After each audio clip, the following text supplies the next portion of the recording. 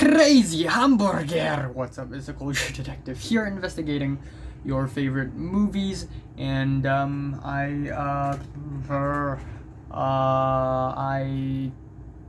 don't have any reviews to do today, but I'm going to talk about some trailers, some movie trailers, which is a thing that I haven't done in a very, very, very long time. And there are so many trailers that came out like yesterday and 2 days ago. First off, we have the final trailer for Tenet. It's 3 minutes and 9 seconds long, which is crazy.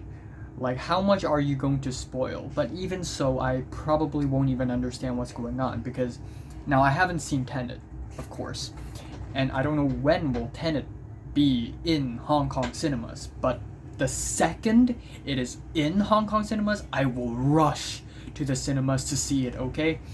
So, Nolan film, Tenet. I don't think it's going to be one of the better Nolan films. Don't get me wrong, I mean, it looks really interesting, and the whole time inversion stuff is really cool, but, with Memento and Inception and Dark Knight around, I don't think Tenet will be up there. That being said, I've heard some reviews saying that this is more about World War III than it is about time travel. So I feel like if people go into this movie thinking that, oh, it's going to be about, time travel, reversing time, then they're going to be a little bit disappointed. Now, the cast is cool. John David Washington, Robert Pattinson, Elizabeth Debicki. The car chase looks really, really interesting. I really want to see the car chase. I also heard that the action sequences are really well done, so I'm kind of excited. But I feel like this is going to be more of an action film than anything. There's a fight scene in a kitchen right there, which also seems like something. Just a bunch of stuff. And then there's this bunch of soldiers running. I really don't know what's going on. And then we have Travis Scott on the soundtrack, which is definitely a refreshing decision since Hans Zimmer. And I heard The Plan, and I don't think it's a bad song, neither do I think it's that great at all, but maybe it fits the tone of the movie really well, because this movie feels very updated and modern, and this movie also tries to be more action-packed than not more action-packed, but more plot-driven than, say, Dunkirk, which is just very not plot-driven, But looking forward to Tenet still. Alright, next trailer to talk about Wonder Woman 1984. DC decided to release 3 trailers in a week, so the DC fans, they're exploding, they're bursting right now. Wonder Woman 1984. It looks good, but I'm not that excited about it, to be honest. First of all, the climax, or what it seems to be the climax of the movie, shown in the trailer, it's very dark and dull. That is one of the biggest problems that the DC movies are facing, is that the climax is super dark and dull and dim, and you just can't see anything, which is not a huge problem, but the bland atmosphere, it just makes the movie less exciting. Second of all, I don't know about the villains of this movie. So I looked at the cast. We have Chris Pine's alive. We have Kristen Wiig, Pedro Pascal, Robin Wright, and Connie Nielsen. I don't know who that is. Is that 3 villains? I really don't know. But I don't know. The villain, they just don't seem that exciting.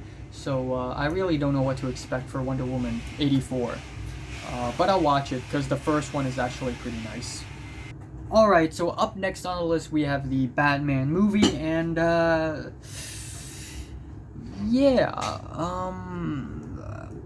Matt Reeves' Batman.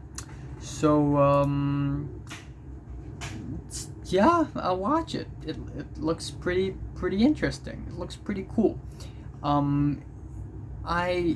I think the last Batman, the previous one, the Ben Affleck Batman, it's not that good. not that good. I won't say it's the worst one, definitely, but it just really lacks the depth. It lacks everything. This Batman, though, this one is grittier, darker, and has that Christian Bale Batman vibe, but I guess a more updated version. And the villain for this movie is going to be Riddler, which is great, fantastic. We're not going to get another Joker Batman movie because we've already seen one, and that one's pretty much perfect already. So Riddler versus Batman, pretty interesting. This also isn't like Batman when he's, being very well at his job. This is like Batman just shortly after he became Batman. So this is like a little younger. But other than that, I don't know if I should, enter this movie with high expectations or anything, because no way will this movie be able to top The Dark Knight, but I'm still interested, so A. Next on the list, we have The Suicide Squad. Not Suicide Squad, but The Suicide Squad, which is a different movie and is directed by James Gunn, which makes me pretty excited because Guardians of the Galaxy turned out to be one of the most fun and exciting and colorful superhero movies of our generation and perhaps of all times, and I think he's really fit to direct something colorful like The Suicide Squad. And my only problem is that maybe there are too many characters. I mean, I looked at the cast. We have Margot Robbie and Viola Davis and Jai Courtney, who are in the original Suicide Squad. And then we have all these other people. Taika Waititi is also in it, which is cool. Pete Davidson. I don't know what he's gonna do, but sure, why not? Idris Elba, which is cool. John Cena, of course. Michael Rooker. Flula Borg. I really don't know what he's gonna do. Now we have the sneak peek, not really the trailer, and we have all these, producers and actors saying, "Oh, it's the biggest movie we've done so far. This is gonna change the landscape of superhero films." I really don't know about that because the last Suicide Squad wasn't really that good, but I guess I'm expecting this one to be better. So there's that. And I guess the last movie to talk about is Enola Holmes, which is from Netflix, and is a movie about Sherlock and Mycroft Holmes' secret sister, Enola, played by Millie Bobby Brown.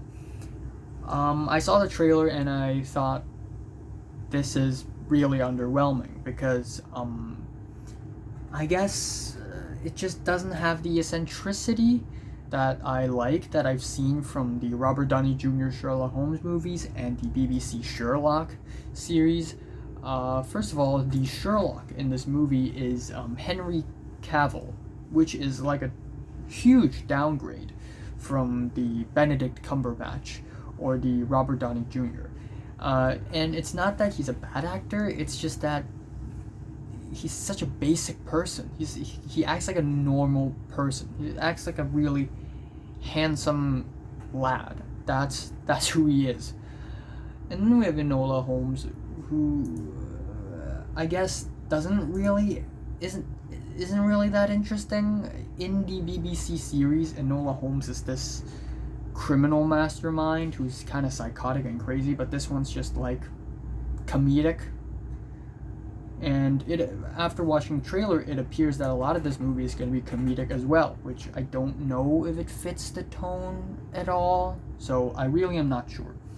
But no one knows. Let's go into the movie with an open mind. So yeah, these are my thoughts on these 5 trailers. Thanks for watching. Subscribe if you want more.